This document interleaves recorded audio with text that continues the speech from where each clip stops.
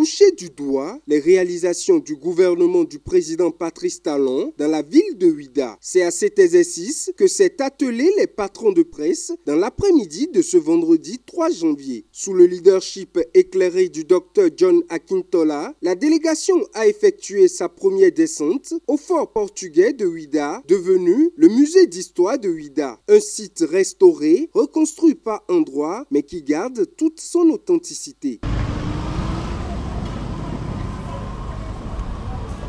Les visiteurs ont longé les clôtures de la grande maison de Souza pour se retrouver à la place des enchères, anciennement appelée la place Tchatcha. Ici, le toilettage apporté par le gouvernement est frappant.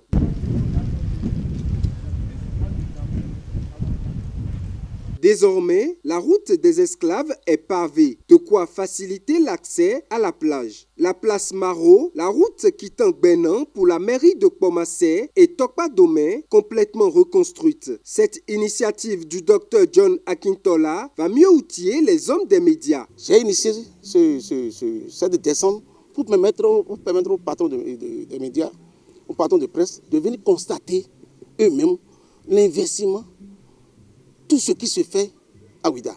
Ça a permis aux confrères, aux amis de voir comment ce qui se fait est rationalisé, pensé, structuré. Ce n'est pas de l'improvisation.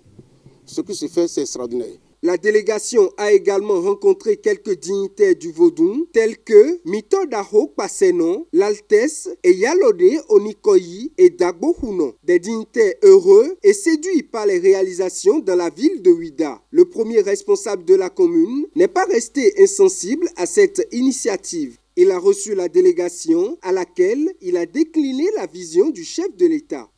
Imaginez que sur les 1 million de touristes que le Bénin va accueillir à partir de 2025, imaginez que 200 000 touristes passent à Ouidah et ils dépensent pendant leur séjour 1 000 euros. Ça fait 130 milliards de francs CFA. C'est ça ce qu'on appelle l'économie du tourisme. Et c'est ça ce que notre pays aujourd'hui a décidé de faire. Cette initiative a permis aux patrons de presse de nourrir leurs yeux pour mieux apprécier et mieux porter les informations au public. Une initiative très appréciée. C'est une belle initiative, c'est une première. C'est une première dans la mesure où ces infrastructures ont été réalisées sans tambour ni trompette. On n'a même pas su quand ça a commencé, on n'a pas su quand ça s'est terminé. Or, nous sommes ceux-là qui relayons l'information et qui faisons savoir ce qui est fait aux populations. C'est une révolution qui s'opère en matière d'infrastructure à Ouidah et le docteur John Akintola a très bien fait de nous avoir fait voir cela. Félicitations à lui et merci au chef de l'État.